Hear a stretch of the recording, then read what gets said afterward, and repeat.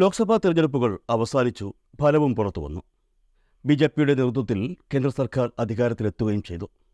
എന്നാൽ തെരഞ്ഞെടുപ്പ് ഫലം ബി.ജെ.പിക്ക് ഉണങ്ങാത്ത മുറിവുണ്ടാക്കി എന്ന് പറഞ്ഞാൽ അതാണ് യാഥാർത്ഥ്യം. ആ മുറിവുണങ്ങാൻ ഏറെ സമയമെടുക്കും.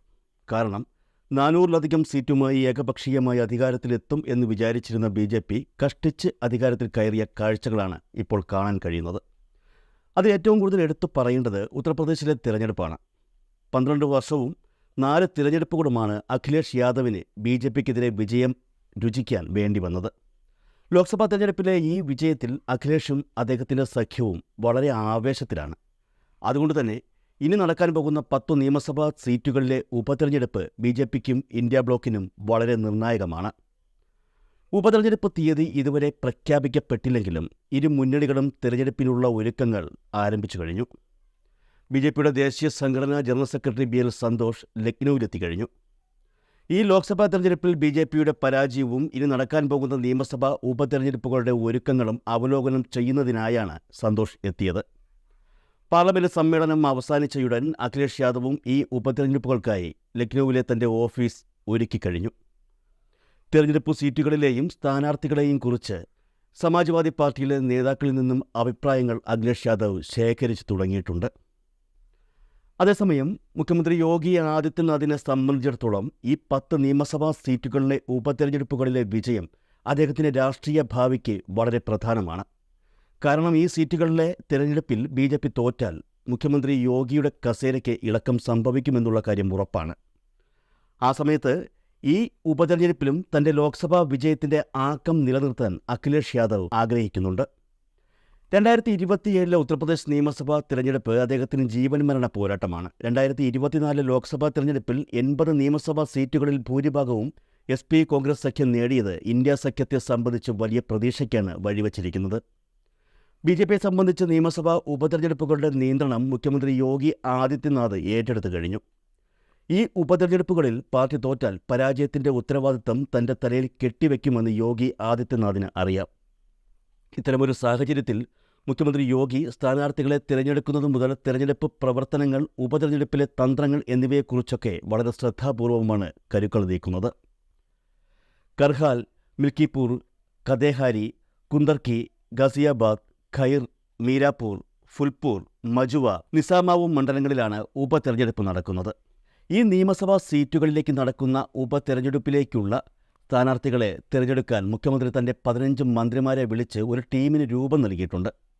ഇതിൽ 10 നിയമസഭാ ഉപതെരഞ്ഞെടുപ്പുകളിലെയും സ്ഥാനാർത്ഥി നിർണയവും സാഹചര്യവും മുഖ്യമന്ത്രിയോട് നേരിട്ട് റിപ്പോർട്ട് ചെയ്യാൻ 2 മന്ത്രിമാരോട് വീതം ആവശ്യപ്പെട്ടിട്ടുമുണ്ട്. ഈ ഉപതെരഞ്ഞെടുപ്പുകളിലെ സ്ഥാനാർത്ഥി നിർണയത്തിൽ മുഖ്യമന്ത്രി യോഗി ആദിത്യനാഥ് നേരിട്ട് ഇടപെടുമെന്ന സൂചനകളാണ് ഇപ്പോൾ പുറത്തുവരുന്നത്. സാധാരണയായി മുഖ്യമന്ത്രി യോഗി ആദിത്യനാഥ് സ്ഥാനാർത്ഥി നിർണയത്തിൽ ഇടപെടാറില്ല എന്നുള്ളതാണ് യാഥാർത്ഥ്യം. എന്നാൽ ഈ തിരഞ്ഞെടുപ്പ് അദ്ദേഹത്തിൻ്റെ വിധി തീരുമാനിക്കുമെന്നുള്ള കാര്യം ഉറപ്പാക്കി കഴിഞ്ഞു. അതുകൊണ്ട് തന്നെ തിരഞ്ഞെടുപ്പുമായി ബന്ധപ്പെട്ട് A to Z കാര്യങ്ങൾ യോഗി ആദിത്യനാഥിൻ്റെ ഇടപെടൽ ഉണ്ടാകുമെന്നുള്ള കാര്യം ഉറപ്പാണ്. ഇനി ഒരു കാര്യം പ്രത്യേകം പറയാം. ഈ ഉപതെരഞ്ഞെടുപ്പുകൾ നടക്കുന്ന ഭൂരിപക്ഷം സീറ്റുകളും ബി.ജെ.പിക്ക് ജയിക്കുക അത്ര എളുപ്പമുള്ള കാര്യമല്ല. ഏതൊക്കെ സീറ്റുകളിലാണ് ഉപതെരഞ്ഞെടുപ്പുകൾ നടക്കുന്നതെന്ന് ആദ്യം അറിയേണ്ടതുണ്ട്. മാത്രമല്ല അവിടുത്തെ രാഷ്ട്രീയ സാഹചര്യങ്ങളെക്കുറിച്ചും. ആദ്യമായി കർഹാൽ തന്നെ എടുക്കാം. ഇപ്പോൾ കനൌജിൽ നിന്നുള്ള MP-യായ അഖിലേഷ് യാദവാണ് കർഹാലിൽ നിലവിലെ MLA. ഇനി നടക്കുന്ന ഉപതെരഞ്ഞെടുപ്പിൽ അഖിലേഷ് യാദവ് തൻ്റെ അനന്തരവൻ തേജ് സിംഗ് പ്രതാപിന് സീറ്റ് നൽകുമെന്നാണ് അറിയാൻ കഴിയുന്നത്. അയോധ്യയിലെ മിൽക്കിപൂർ നിയമസഭാ മണ്ഡലം ഇപ്പോൾ ഏറെ പ്രസിദ്ധമാണ്. കാരണം ഈ മണ്ഡലത്തിലെ MLA ആയ അവധേഷ് പ്രസാദാണ് അയോധ്യ ഉൾപ്പെടുന്ന ഫൈസാബാദ് ലോക്സഭാ മണ്ഡലം ബി.ജെ.പിയിൽ നിന്നും പിടിച്ചെടുത്തത്. അവധേഷ് പ്രസാദ് 9 തവണ മിൽക്കിപൂർ നിയമസഭാ മണ്ഡലത്തിൽ നിന്നും MLA ആയിട്ടുണ്ട്. ഇത്തവണ അദ്ദേഹം ഫൈസാബാദിലെ MP-യാണ്. മിൽക്കിപൂർ ഉപതെരഞ്ഞെടുപ്പിൽ സമാജ്വാദി പാർട്ടി സ്ഥാനാർത്ഥിയായി അദ്ദേഹത്തിൻ്റെ മകൻ അജിത് പ്രസാദിനെ മത്സരിപ്പിക്കാനാണ് സമാജ്വാദി പാർട്ടി നീക്കം. ഒരു കാര്യം ഉറപ്പിച്ചു പറയാം, ഈ സീറ്റ് ബി.ജെ.പിക്ക് ഏറെ ബുദ്ധിമുട്ടുള്ള സീറ്റുകളിലൊന്ന് എന്നാണ് കരുതപ്പെടുന്നത്. നിസാമാവൂ നിയമസഭാ മണ്ഡലത്തിൽ സമാജ്വാദി പാർട്ടി MLA ഇർഫാൻ സോളങ്കിക്ക് കോടതിയുടെ ശിക്ഷാവിധിയെ തുടർന്ന് MLA സ്ഥാനം രാജിവെക്കേണ്ടി വന്നു. ഇത് സമാജ്വാദി പാർട്ടിയുടെ ശക്തമായ സീറ്റുകളിലൊന്നാണ്. ഇത്തവണ സമാജ്വാദി പാർട്ടി ഇർഫാൻ സോളങ്കിയുടെ കുടുംബത്തിൽ നിന്നുള്ള ഒരാൾക്ക് സീറ്റ് നൽകുമെന്നാണ് റിപ്പോർട്ടുകൾ. അതേസമയം ഇർഫാനോടുള്ള ജനങ്ങളുടെ സഹതാപ തരംഗം മണ്ഡലത്തിൽ പ്രതിഫലിക്കും എന്നുള്ള കാര്യം ഉറപ്പാണ്. അതുകൊണ്ട് തന്നെ ബി.ജെ.പിക്ക് ഏറ്റവും ബുദ്ധിമുട്ടുള്ള സീറ്റുകളിലൊന്നാണ് ഇതെന്ന് കരുതപ്പെടുന്നു. അടുത്തതായി കുനാർക്കി സീറ്റ്. സംഭാൽ ലോക്സഭാ മണ്ഡലത്തിൻ്റെ കീഴിലാണ് കുനാർക്കി നിയമസഭാ സീറ്റ് വരുന്നത്. ഈ സീറ്റിലെ വോട്ടർമാർ മുസ്ലിം ഭൂരിപക്ഷമാണ്. അതുകൊണ്ട് തന്നെ ഈ സീറ്റ് സമാജ്വാദി പാർട്ടിയുടെ കോട്ടയായി കണക്കാക്കപ്പെടുന്നു. സിയാവുർ റഹ്മാൻ വർക്കായിരുന്നു ഇവിടെ നിന്നുള്ള MLA. അദ്ദേഹം ഇത്തവണ സംഭാലിൽ നിന്നുള്ള MP ആയി വിജയിച്ചതോടെയാണ് ഇവിടെ ഉപതെരഞ്ഞെടുപ്പ് വേണ്ടി വന്നത്. ഈ സാഹചര്യത്തിൽ 60% മുസ്ലിം ഭൂരിപക്ഷമുള്ള കുനാർക്കി സീറ്റിൽ BJPക്ക് ജയിക്കുക വളരെ ബുദ്ധിമുട്ടുള്ള കാര്യമാണെന്ന് ഉറപ്പിച്ചു പറയാം. കടഹാരി നിയമസഭാ സീറ്റിനെക്കുറിച്ച് പറയുകയാണെങ്കിൽ ഈ സീറ്റ് അംബേദ്കർ നഗർ ലോക്സഭാ സീറ്റിൻ്റെ ഭാഗമാണ്. മുതിർന്ന സമാജ്വാദി പാർട്ടി നേതാവും MLAയുമായ ലാൽജി വർമ്മയായിരുന്നു ഇവിടെ നിന്നുള്ള MLA.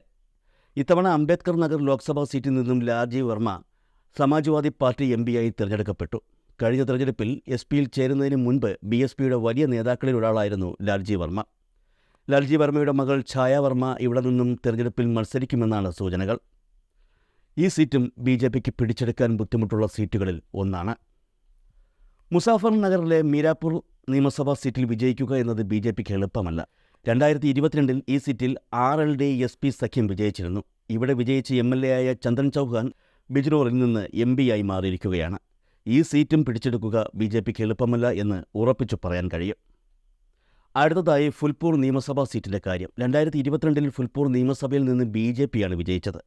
ഇവിടെ നിന്ന് പ്രവീൺ പട്ടേൽ MLA ആയി തിരഞ്ഞെടുക്കപ്പെട്ടു. ഇത്തവണ പ്രവീൺ പട്ടേലിനെയാണ് ഫുൽപൂർ ലോക്സഭാ മണ്ഡലത്തിൽ നിന്നും BJP സ്ഥാനാർത്ഥിയായി മത്സരിപ്പിച്ചത്. അദ്ദേഹം വിജയിച്ചു. പക്ഷേ അവിടെ ഒരു പ്രധാന വിഷയം സംഭവിച്ചു. ഫുൽപൂർ ലോക്സഭാ സീറ്റിൽ പ്രവീൺ പട്ടേൽ വിജയിച്ചപ്പോൾ ആ ലോക്സഭാ മണ്ഡലത്തിൽ ഉൾപ്പെടുന്ന ഫുൽപൂർ നിയമസഭാ സീറ്റിൽ ഈ പ്രവീൺ പട്ടേൽ പിന്നിലേക്ക് പോവുകയായിരുന്നു. BJPയെ ഏറ്റവും കൂടുതൽ ഭയപ്പെടുത്തുന്നതും ഈ സംഗതി തന്നെയാണ്. നിയമസഭാ ഉപതെരഞ്ഞെടുപ്പിൽ BJP സ്ഥാനാർത്ഥി ഫുൽപൂർ നിയമസഭാ സീറ്റിൽ വിജയിക്കുമെന്ന് BJPക്ക് തന്നെ ഉറപ്പില്ലാത്ത സ്ഥിതിവിശേഷമാണ് ഇപ്പോൾ. ചുരുക്കി പറഞ്ഞാൽ കഴിഞ്ഞ തെരഞ്ഞെടുപ്പിൽ കർഹാൽ, മിൽക്കിപൂർ, കട്ടേഹാരി, കുന്ദർക്കി, നിസമാവു എന്നീ സീറ്റുകളിൽ സമാജ്വാദി പാർട്ടി മികച്ച വിജയം സ്വന്തമാക്കിയപ്പോൾ ഗാസിയാബാദ്, ഖൈർ, ഫുൽപൂർ എന്നിവ BJP പിടിച്ചെടുത്തു. മജുവ സീറ്റ് നിഷാദ് പാർട്ടിയും മീരാപൂർ സീറ്റ് RLDയും നേടി. എന്നാൽ ഇത്തവണ 2 മുതൽ 3 വരെ സീറ്റുകളിൽ മത്സരിക്കാൻ കോൺഗ്രസും കാണുമെന്നുള്ളതാണ് ഉത്തർപ്രദേശ് കോൺഗ്രസ് ഘടകം പറയുന്നത്. ഇക്കാര്യത്തിൽ SP-യുടെ തീരുമാനം ഇതുവരയ്ക്കും പുറത്തു വന്നിട്ടില്ല എന്നുള്ളതാണ് യാഥാർത്ഥ്യം.